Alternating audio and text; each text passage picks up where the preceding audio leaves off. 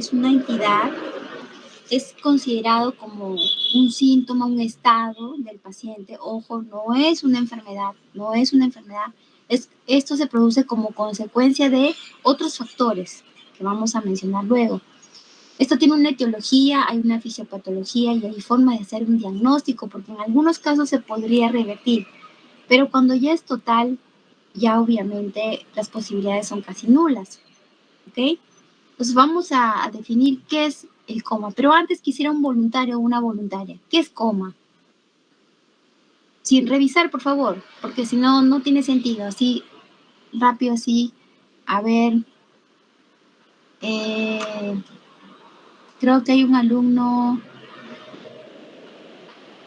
Flores, me parece. Flores está conectado.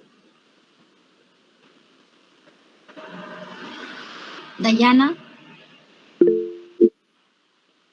Flores. Dayana, ¿me escucha? Sí, doctora. ¿Flores está conectado? No, doctora. Ya, a ver otro nombre. A ver, de mi grupo. A ver. Sí, doctora. No sé si yo podría. Ya, está bien. Sin revisar ni nada, pero lo que tengo entendido es que coma es como un estado de una pérdida de conocimiento así prolongado, por así decirlo. Una pérdida de conocimiento prolongada. Y eso, bueno, es una idea. Otro. A ver, Dayana. Bueno, doctora, es un estado donde el paciente pierde el conocimiento por un tiempo prolongado. Ya. Bueno, más o menos tienen una idea, ¿no? Vamos a definir entonces, atentos. El coma es un estado, no tanto del conocimiento, porque el conocimiento es lo que adquirimos, ¿no es cierto? Es diferente a conciencia. Entonces, más preciso sería decir, el coma es un estado de disminución del grado de conciencia. Y esta disminución del grado de conciencia va a condicionar una incapacidad, sobre todo a la respuesta a estímulos externos. O sea, alguien me llama, o alguien toca mi brazo, o alguien me pincha con una aguja, no lo voy a sentir. No lo voy a sentir. Entonces, hay una incapacidad de respuesta a estímulos externos y necesidades internas. Y se podría, en algunos casos, no en todos, se podría presentar reflejos de liberación medular. ¿Ok? Esto va a estar condicionado por factores que ya vamos a mencionar, metabólicos, estructurales, etcétera, traumáticos también, que podrían interrumpir el impulso nervioso, el impulso eléctrico y llevar información. Por eso aquí tiene mucho que ver la parte del sistema reticular activador ascendente, que luego lo vamos a ver. Entonces, vuelvo a repetir, el coma es un estado de disminución del grado de conciencia que condiciona una incapacidad de respuesta a estímulos externos y necesidades internas. Puede, dice, ¿no? Podría presentarse reflejos de liberación medular. Entonces, el coma debe considerarse un síntoma, un estado que acompaña a muchas situaciones clínicas y lo causa muchas situaciones clínicas. Muchos diagnósticos van a estar de base ocasionando este estado de coma. Por eso el coma no se considera que es una enfermedad. ¿Ok? No es una enfermedad, es consecuencia de un estado de base que ya está existiendo en forma crónica o se ha presentado en forma aguda. ¿Ok? Entonces, van a existir diferentes grados de coma. Hay un coma de primer grado vigil y hay un coma de segundo grado o de gravedad media. ¿Se me escucha bien? ¿Se me escucha bien? Sí, doctora, sí se le escucha bien. Ok, ya estoy mejor con la voz. Entonces, este coma de primer grado vigil es donde la pérdida de la conciencia es incompleta. El paciente puede reaccionar a estímulos dolorosos, pero no hay trastornos vegetativos. Aquí no va a haber trastornos vegetativos. Uno puede de repente peñiscarle un ratito su bracito o su pecho, ¿no? Que es lo que hacemos. Agarramos nuestro dedo índice y medio y hacemos como un apretón, ¿no es cierto? y podría ser que responda. Entonces podría ser un coma de primer grado. El coma de segundo grado o de gravedad media está caracterizado por la pérdida total de la conciencia. Entonces ya no van a decir conocimiento, que es diferente. Conocimiento es lo que adquirimos, lo que estudiamos, lo que nos estamos capacitados. Es conocimiento, que es de la conciencia. ¿Ok? De la conciencia, que es distinto. Hay una fisiopatología que hay que tratarla de comprender para poder entender qué es lo que pasa. En la fisiopatología, la corteza cerebral, ¿no es cierto? Tenemos el área del hemisferio derecho, cerebral derecho, hemisferio cerebral izquierdo, conforma toda la corteza cerebral. Y hay una formación reticular, ¿no es cierto? Que son las estructuras principales implicadas en el mantenimiento del grado de conciencia, donde va a llevarse información en forma ascendente, ¿no es cierto? Desde el mesencéfalo, ¿no es cierto? Desde el tronco cerebral hacia la corteza. Su correcto funcionamiento depende de una presión de perfusión suficiente, ¿no es cierto?, para poder satisfacer todas las demandas energéticas cerebrales. Entonces, aquí en la parte importante es la sustancia reticular ascendente, ¿no? ¿Qué es la sustancia reticular ascendente? Es un conjunto de neuronas agrupadas en forma de fascículos que ascienden, pero también descienden, ¿no es cierto?, a lo largo del tronco del encéfalo hasta el diencéfalo. Y desde allí se proyectan conexiones. Ahí es que entra la parte reticular, ¿no? Se proyectan conexiones. ¿Con quién? Con la corteza cerebral. ¿Y qué está en la corteza cerebral? El área motora, el área sensorial, y se integra, ¿no? Se forman zonas de integración.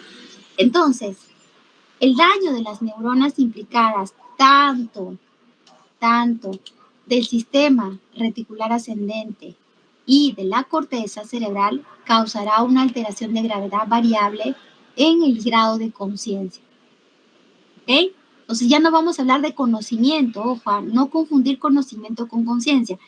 Se interrumpe esta comunicación entre la corteza y el sistema reticular ascendente. Está interrumpido por un traumatismo, por un impacto de bala, por un proceso infeccioso, por alteración en los neurotransmisores, por baja de glucosa, por un tumor. Se interrumpe, ¿ok? Se interrumpe esta conexión y entonces se altera el grado de conciencia.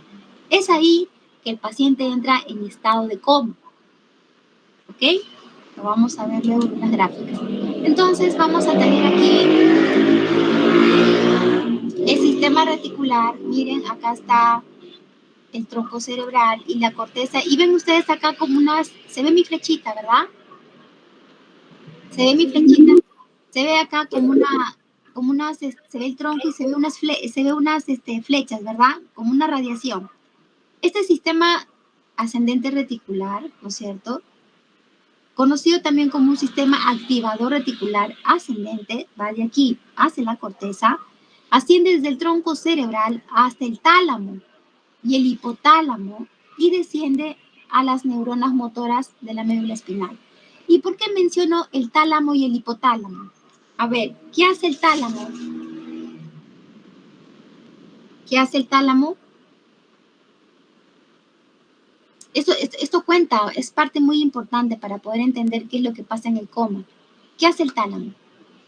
El tálamo es la parte del sistema nervioso, el tálamo que está por aquí, vamos a ver en otra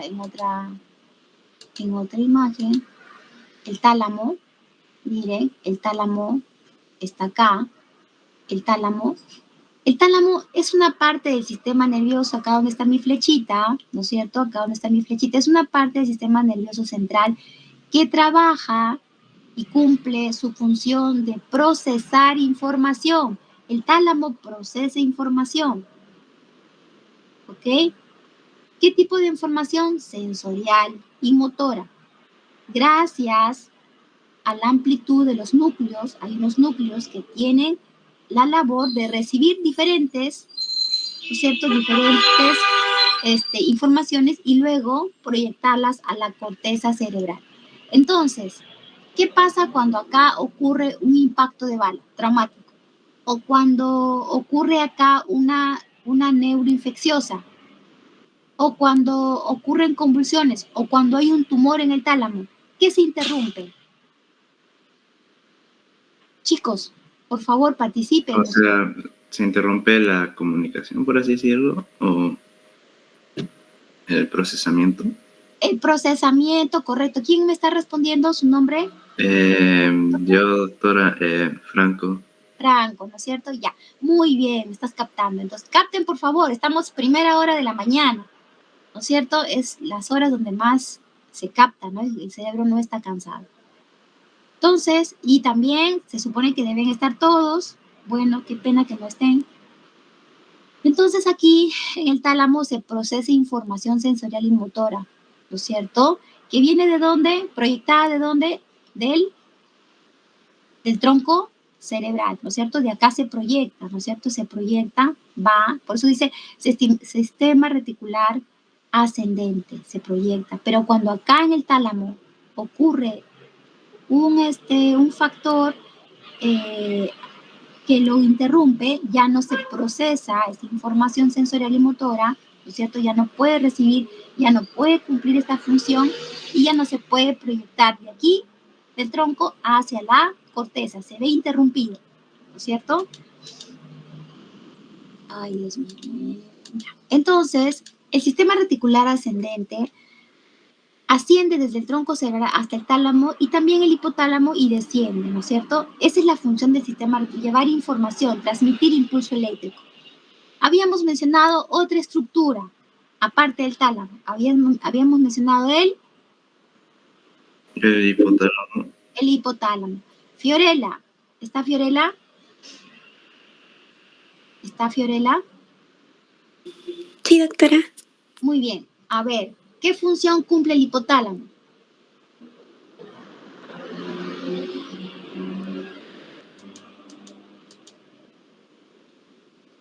El hipotálamo está acá, ¿no es cierto? Está en el piso del tercer ventrículo, ¿se acuerdan? Hipotálamo, piso del tercer ventrículo.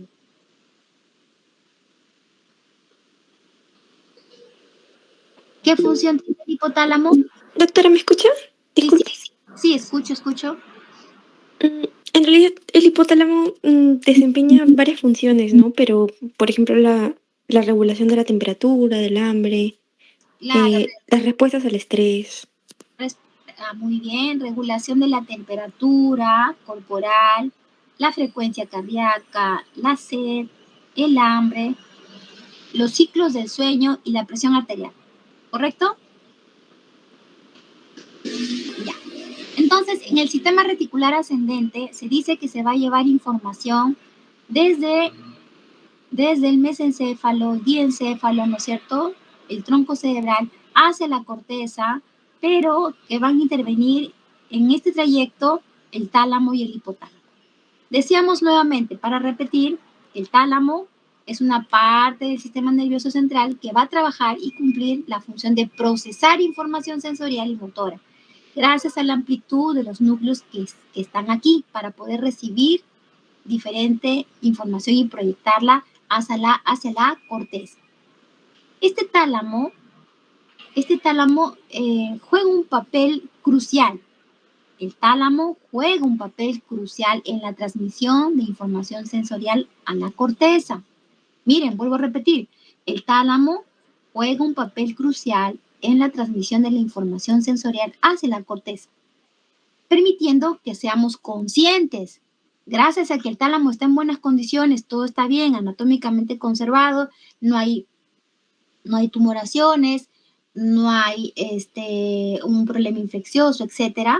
Entonces, si todo está bien, el tálamo va a permitir que se transmita la información hacia la corteza, ¿cierto?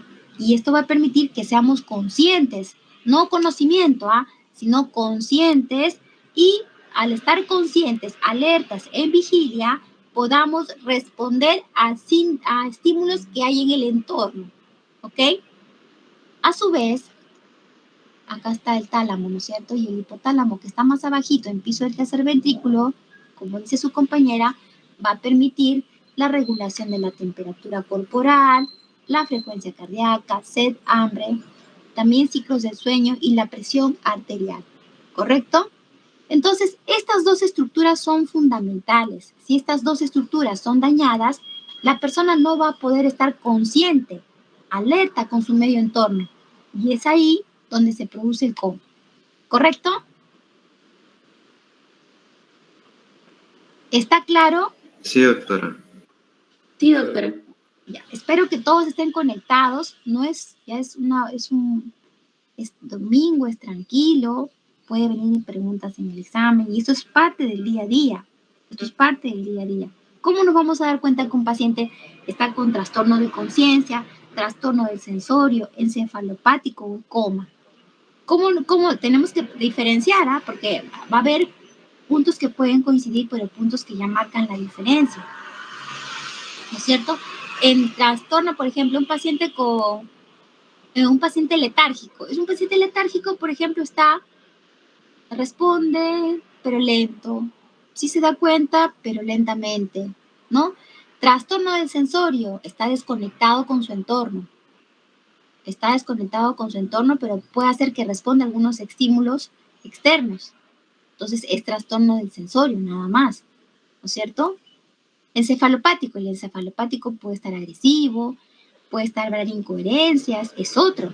En cambio, el coma está desconectado totalmente, no te responde a estímulos. Entonces, hay que marcar diferencia. Letárgico, trastorno del sensorio, encefalopático y coma, ¿no?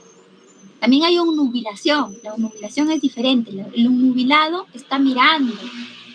Mira una cosa por otra o dice una cosa por otra. Está obnubilado, ¿no?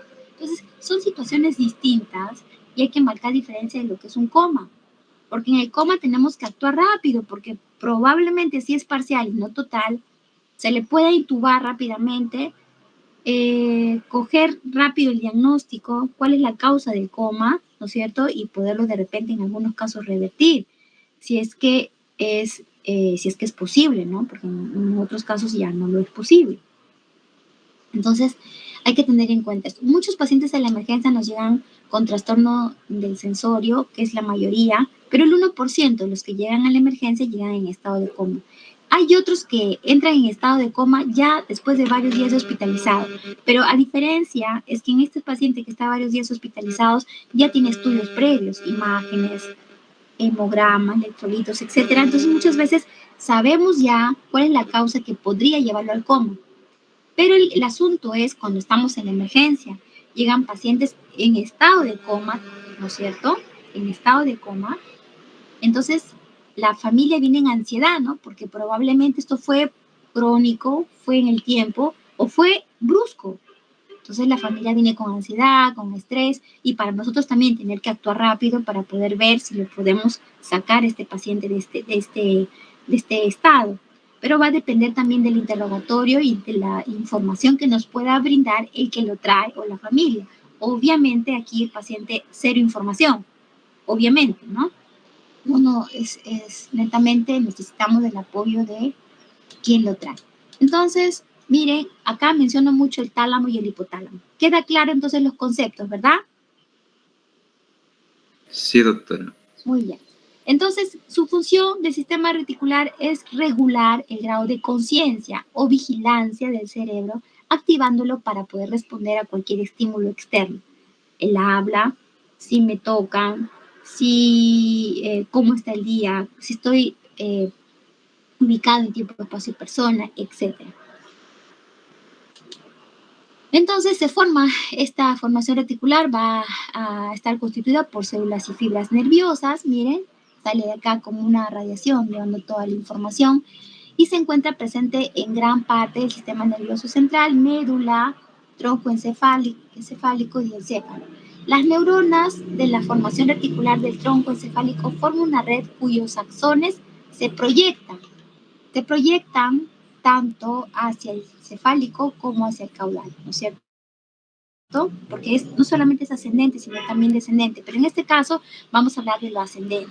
Entonces, es así como estas proyecciones se extienden hacia el tálamo, hipotálamo, cerebelo y médula espinal, ¿cierto? Pero ya sabemos por qué el tálamo juega un papel importante, porque es el que básicamente va a recoger la información, procesar la información, y es ahí donde vamos a saber si la persona está consciente.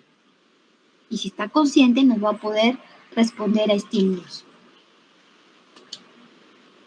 ¿Qué pasa cuando hay una lesión en el hemisferio cerebral o en el sistema reticular activado? ¿Qué pasa cuando está lesionado? Sucede el coma, ¿no es cierto? ¿Correcto? Dayana, ¿qué es el coma entonces ahora? ¿Dayana? Sí, el coma vendría a ser el estado de pérdida, prolongado de pérdida de conciencia. Correcto. Sí, bueno. Puede ser, claro, prolongado, puede ser parcial o total, ¿no es cierto? De la conciencia.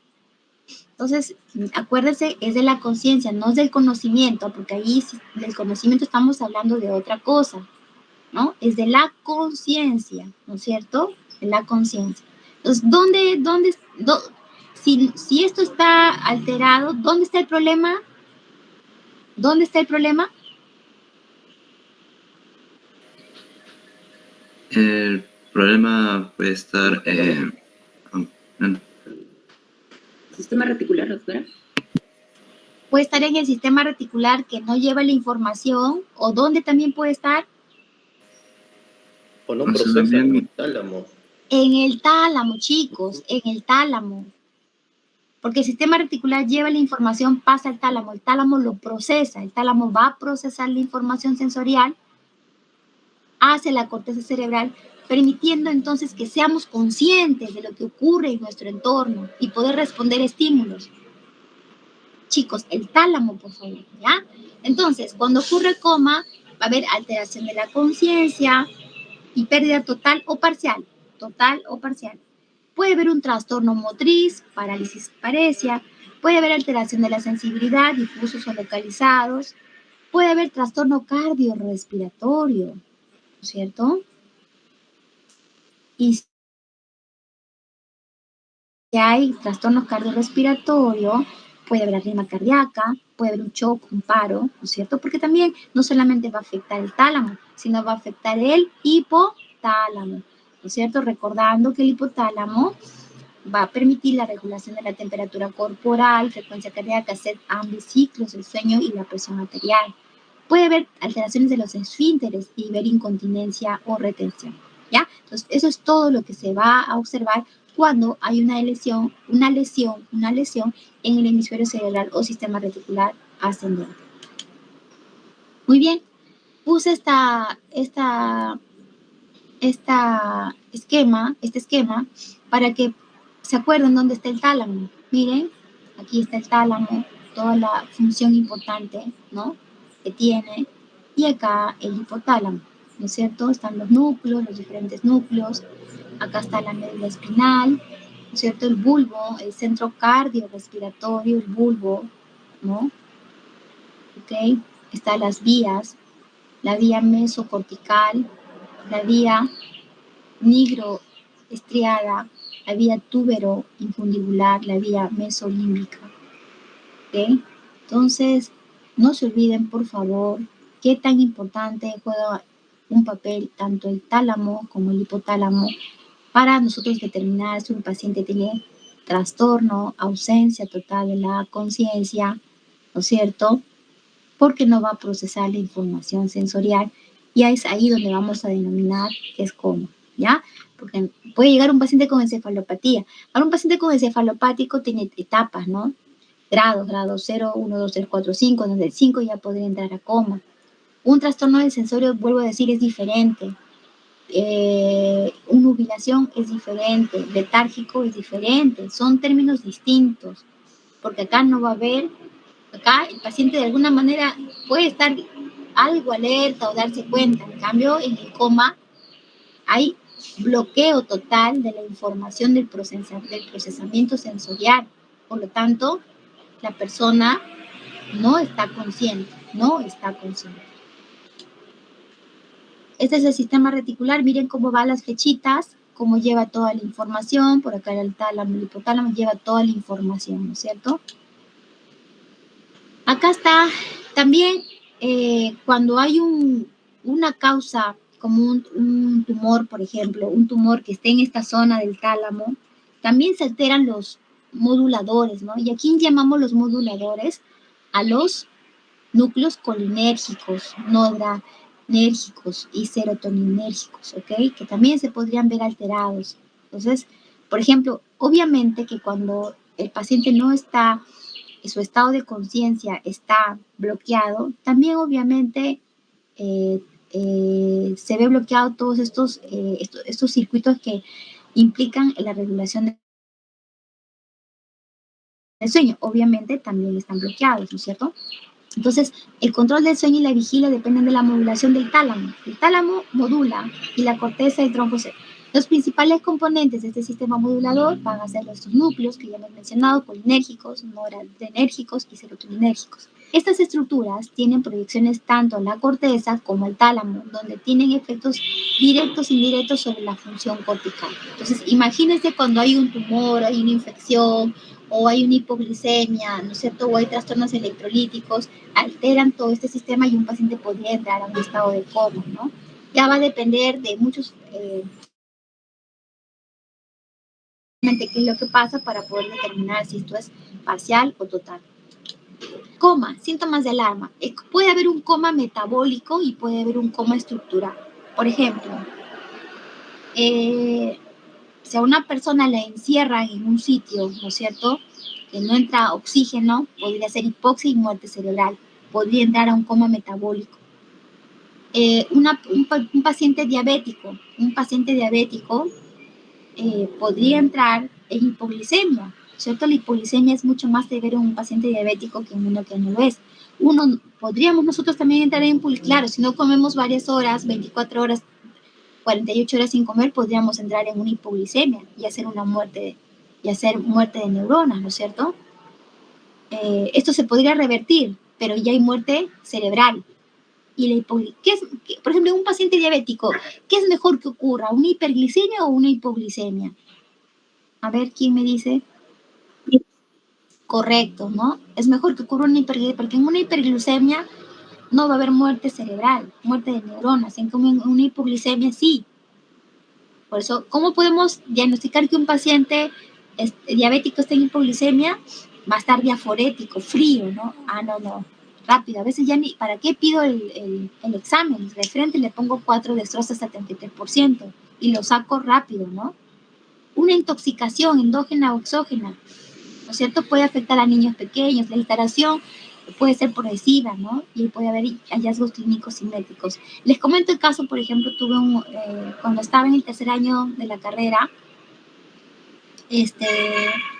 teníamos nuestro compañero que era el delegado de un curso, me acuerdo, era un domingo como hoy, y de pronto nos enteramos todos, mi compañero se iba con toda su familia a una fiesta patronal en Canta, ¿no es cierto? Se iban en una combi, con toda su familia, él, ¿no? Con sus padres, sus hermanos, con toda su familia, en una combi.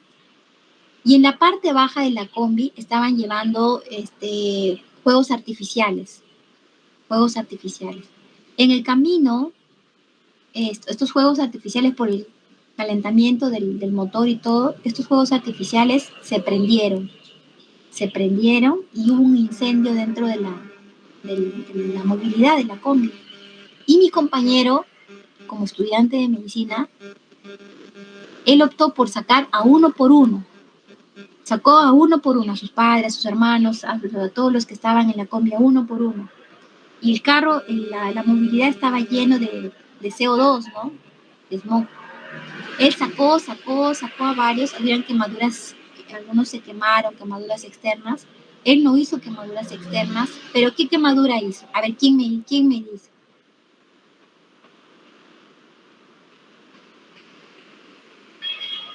¿Qué pasó con él? ¿Qué pasó con él?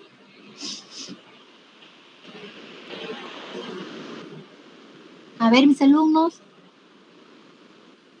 ¿quién de todos estuvo más en la movilidad? Estuvo contaminado. Hizo una intoxicación de CO2, ¿ya? Y todo este material que conforman estos fuegos artificiales, no sé cómo se llama exactamente ahorita, todito lo inhaló. ¿A dónde se fue? A los pulmones. Pasó todo el sistema reticular, lo llevó hasta el cerebro, hizo muerte cerebral. Mi compañero ya, hubo un momento en que ya dice, o sea, inhaló tanto, después perdió la conciencia, todos salieron, todos fueron salvados, y él cayó, después que salvó a todos, y al tener todo esto inhalado, cae al suelo. Lo traen a la clínica y diagnóstico muerte cerebral, ¿no? Por intoxicación. Ya no, entró en un estado de coma más o menos 5 días y mi compañero falleció. Gracias a él mi promoción lleva su nombre. Bueno, lo pongo como un ejemplo, ¿no? Entonces, en este caso, mi compañero salvó a toda su familia y falleció, pero lo que ocurrió en él fue un coma metabólico, ¿no es cierto? Por intoxicación de estas sustancias que conformaba todo lo que se había quemado de estos fuegos artificiales, ¿no? Entonces, esto hay que tener mucho cuidado. ¿Qué pasó? Otro ejemplo. ¿Se acuerdan del joven, de lo que pasó en las Malvinas? ¿Se acuerdan, chicos? Hace 4 años más o menos. A ver, ¿quién lo menciona, por favor? Se quedaron encerrados en un contenedor. Un contenedor que estaba en un techo, ¿no es cierto? Creo que era 1 o 2. 2. 2 eran, ¿no es cierto? Llegaron los bomberos, pero todo estaba con candados y cerrados. Ellos que inhalaron estas sustancias, ¿no? Todas estas sustancias que de todo creo que era pintura, si no me equivoco. Eran químicos. Lo inhalaron, muerte cerebral, coma, ¿no? Entraron en hipoxia cerebral. Entonces, esto hay que tener mucho, y esto es repentino, estamos hablando de personas que horas previas su vida era normal, ninguna enfermedad, ningún factor de riesgo. Entonces, son ejemplos del coma metabólico, ¿no? El caso del paciente diabético, de lo que ocurrió en las Malvinas, de mi compañero, ¿no? Les pongo como ejemplos para que no olviden. Vamos al coma estructural. En el coma estructural hablamos de procesos expansivos intracraneales, afecta a niños mayores, a niños y mayores, que me faltó la comita, afecta a niños y mayores. La instalación es súbita y se acompaña de focalidad neurológica, ¿ok? Pueden haber procesos expansivos intracraneales, los famosos PEI, ¿no es cierto? Con mi grupo vimos un PEI, chicos, con mi grupo vimos un PEI. Chicos, doctora. Vimos un paciente con proceso expansivo intracraneal, ¿se acuerdan? Ah, sí, doctora. Ya, pero esto va a depender de dónde esté localizado. Si está localizado en el bulbo, si está localizado en el tálamo, en el hipotálamo, obviamente se interrumpe toda esta transmisión, ¿no es cierto?, del sistema reticular ascendente. Pero en el caso del paciente, el tumor estaba en otra zona, por eso no está en estado de coma. Pero si hubiera estado en estas vías, hubiera estado en estado de coma, ¿cierto? Entonces, un PEI, proceso expansivo intracraneal, de acuerdo a su localización, podría producir también un coma, de acuerdo a la localización, ¿ah? Ojo, según la localización. Causas del coma: lesiones cerebrales traumáticas, ¿no es cierto?, por un accidente de tránsito, un hecho de violencia, un golpe fuerte en la parte de la nuca, puede ocasionar la muerte cerebral, coma y muerte cerebral. Accidentes cerebrovasculares en esta zona del tálamo, tumores, ¿no es cierto?, en esta zona del tálamo, la diabetes cuando entra en hipoglicemia, falta de oxígeno, una persona encerrada y con un tóxico, ¿no? Infecciones en esta zona, citomegalovirus, neurocisticercosis, plasmosis, tuberculosis, etcétera, ¿no? Hay muchas neuroinfecciosas que podrían estar en esta localización y producir un estado de coma. Las convulsiones mismas ya afectan todo el sistema de conexión, todo el impulso eléctrico, y ustedes saben que por cada descarga, en cada conducción hay descargas y hay muerte neuronal, entonces se interrumpen toda esta vía, y las toxinas son las causas del coma. Entonces hay que identificar, ¿no es cierto? El diagnóstico va a ser debido a que las personas que están en estado de coma, obviamente, como no se pueden expresar, comunicar, necesitamos de un apoyo para la información. ¿Qué debemos preguntar? A ver si alguien me ayuda, por favor. ¿Qué debemos preguntar? ¿Alguien me ayuda con la lectura, por favor? Sí, doctora. Eventos previos al estado de coma, como vómitos o dolores de cabeza. Detalles sobre cómo la persona afectada perdió el conocimiento, incluso si se produjo repentinamente o con el transcurso del tiempo. Síntomas notables antes de perder la conciencia. Los antecedentes médicos, incluidas otras afecciones que puede haber tenido en el pasado, como un accidente cerebrovascular o un accidente isquémico transitorio. Cambios recientes en la salud o en la conducta de la persona. Y por último, el uso de fármacos, incluidos los medicamentos que con y sin receta médica, los medicamentos no aprobados y las drogas ilícitas.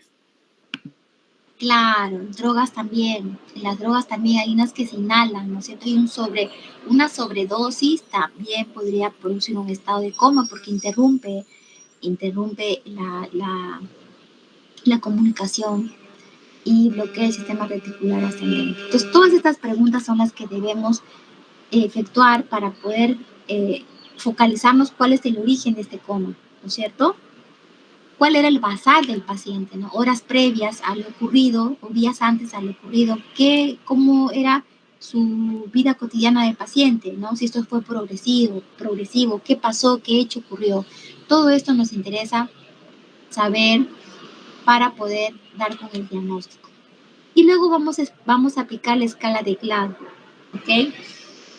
Donde vamos a ver la apertura ocular, la respuesta motora y la respuesta verbal. Donde, si te sale de todos estos 15 puntos, será consciente, 13 a 14 estupor ligero, 11 a 12 estupor moderado, 9 a 10 estupor profundo. Y cuando ya sale un Glasgow de menos de 9, ya lo colocamos en coma superficial, moderado, profundo. Y es aquí donde ¿qué decidimos hacer cuando ya es menos de 9? Les dije, mi grupo, cuando es menos de 9, hay que intubar, ¿no es cierto? Hay que intubar y colocar al paciente un ventilador mecánico, ¿ya? Pero hay otro, miren, no lo pude conseguir un poco más clarito, pero es la puntuación de Ford.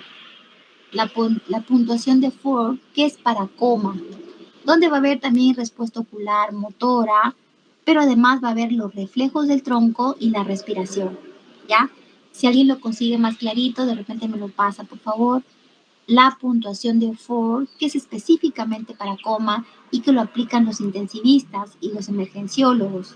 Nosotros, cuando llega un paciente en estado de coma, escala de Glasgow. Pero ya cuando este pacientito pasa a emergencia, a trauma shock o pasa a cuidados intensivos, ellos aplican la puntuación de Ford, ¿ok? ¿Qué ve? Respuesta ocular y motora, que también lo ve el Glasgow, pero además la puntuación de Ford va a evaluar los reflejos del tronco, ¿no es cierto? Reflejos fotomotor, reflejo corneal, los corneales, todos los corneales, y también la respiración, no intubado, respiración rítmica, no intubado, respiración Cheyne-Stokes, no intubado, respiración irregular, intubado y intubado. Esto es muy importante. Entonces, ellos ya lo ven más ampliamente. Entonces, esto se aplica en las UCIs, ¿ya? Acuérdense la puntuación de Ford. Pruebas de laboratorio que debe tener todo paciente en estado de coma. Habitualmente se toman muestras de sangre, hemograma completo, ¿cierto? Ver cómo está el hematocrit, cómo está la hemoglobina, los electrolitos, cómo está el sodio y potasio. ¿Saben? Cuando hay alteración en el sodio y potasio, también hay alteración en la sinapsis, ¿no es cierto? Hay hiponatremia, hipocalemia, entonces la sinapsis no se da adecuadamente. ¿Cómo está la glucosa? ¿No es cierto? Importantísimo saber cómo está la glucosa porque podría ser entonces un estado de coma parcial, ¿no? ¿Cómo está la función renal hepática? Si la urea, la creatinina está elevada, la urea está elevada, está en un síndrome urémico, está con una encefalopatía urémica, entonces no se trata de un coma, ¿no es cierto? ¿Cómo está el eje? ¿Cómo está el TSH, el T4? ¿No es cierto? El paciente puede estar letárgico, puede ser un hipotiroideo letárgico, habla lento, decaído, ¿no es cierto? Y resulta que el TSH está altísimo y el T4 está bajo. Entonces, el problema no es estructural, ¿no es cierto? Es un problema hormonal. Intoxicación por monóxido de carbono, que es lo que ocurrió de los casos que hemos mencionado anteriormente, ¿no? Esto sí te produce muerte neuronal, estado de coma casi pronto, ¿no? Sobredosis de drogas ilícitas, alcohol mismo, el alcohol también tiene grados, también te puede llevar una sobredosis de alcohol a un estado de coma. Una punción lumbar podría ayudarnos, también conocida como la punción espinal, sí nos puede ayudar, pero esto sobre todo cuando queremos saber una neuroinfecciosa, ¿no?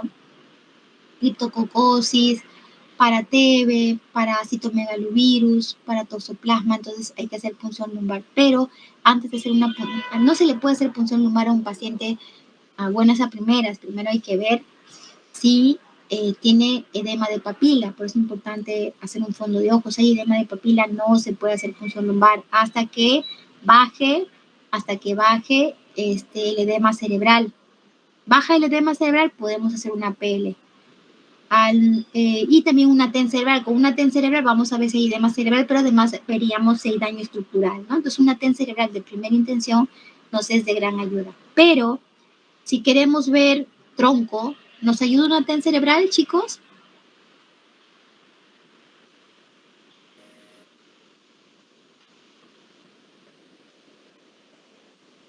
Si queremos ver tronco, ¿nos ayuda una TEN cerebral?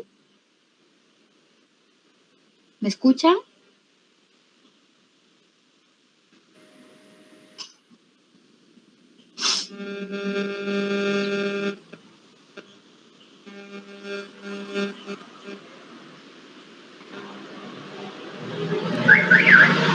Dayana, ¿me escucha Dayana?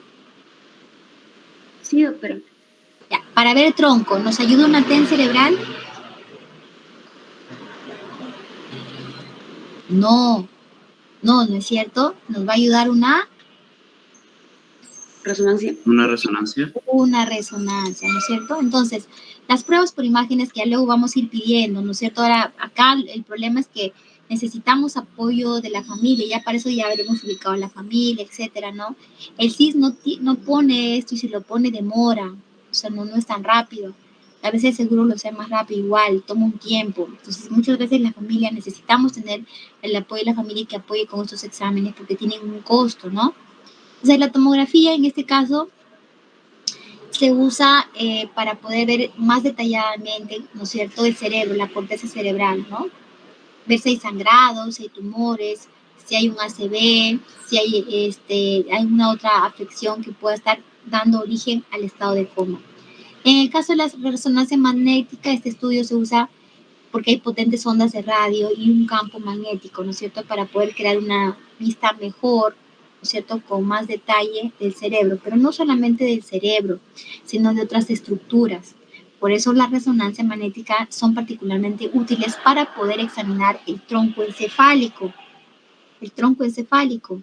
Acuérdense que de ahí parte todo el sistema reticular ascendente para llevar la información. Entonces, hay un tumor en esa zona y esté bloqueando totalmente y además de repente esté en tálamo o esté en hipotálamo, entonces va a bloquear y llevar la información. Entonces, esta resonancia magnética nos ayuda más para ver tronco encefálico y las diferentes estructuras cerebrales ya profundas, como las que he mencionado, ¿no? El electroencefalograma, ¿en qué nos ayudaría? Este estudio mide la actividad eléctrica. Este paciente está en estado de coma. ¿Podrá todavía salir? ¿Habrá todavía alguna posibilidad de que este paciente pueda en las próximas horas o días. Entonces, pedimos apoyo del neurólogo para un electroencefalograma. Entonces, ahí se ven las ondas, ¿no? Este estudio entonces va a medir ¿qué? Mide la actividad eléctrica dentro del cerebro con unos pequeños discos de metal llamados electrodos, ¿no es cierto?, que se conectan en el cuero cabelludo. Y va a enviarse una corriente eléctrica baja a través de los electrodos que registran los impulsos eléctricos del cerebro. Entonces, esta prueba va a determinar si las convulsiones pueden ser, por ejemplo, la causa del coma en el estado de coma de un paciente, ¿no? Por ejemplo, ¿no? Los epilépticos, etcétera, los pacientes que tienen, que convulsionan y no tienen causa conocida, etcétera. Entonces, hacer este encefalograma nos va a dar luces si este paciente todavía hay impulsos eléctricos, hay o no hay, o podría de repente salir parcialmente, ¿no?, del estado en que se encuentra. Ok, entonces hemos terminado esta parte. Por favor, revise toda esta parte del sistema de conducción, el las funciones del tálamo, del hipotálamo, qué es lo que pasa realmente, qué diferencia entre estado de conocimiento y perder el estado de conciencia, ¿no? A perder el estado de conocimiento, son cosas distintas. Acá en el estado de coma lo que se pierde, lo que está alterado es el estado de conciencia, ya que este se da en el tálamo, ¿no es cierto? Así que el tálamo es el que permite que seamos conscientes. Entonces, si hay una alteración acá, o en el sistema, o en todo el sistema reticular ascendente, está bloqueado, sea por una de las causas que ya hemos mencionado, es ahí donde definimos el estado de coma. ¿Ok? Listo. Entonces, queda terminada esta parte que me tocó. ¿Cuántos están conectados? 16. Faltaron, creo que 3. Doctora, son 14 conectados. Ah, ya, 14. Ya. Ok. Listo. Igual me haces una lista de los que faltaron, por favor. De acuerdo, doctora, no hay problema. Ya. Entonces yo creo que está mucho más claro. Lean, por favor. Lean para que puedan emplear bien los términos y saber pues las estructuras anatómicas, ¿no?, que intervienen en esta parte para nosotros poder diferenciar un paciente con encefalopatía, un paciente con letargia, un paciente nubilado, un paciente con trastorno del sensorio, un paciente con estado de coma. Si está en estado de coma, será parcial, será total. Entonces hay que ver bien esto para poder diferenciar. ¿Ya? Ok, chicos. ¿Alguna pregunta? Ya. Listo. Entonces, ¿todo bien, Dayan? ¿Todo bien?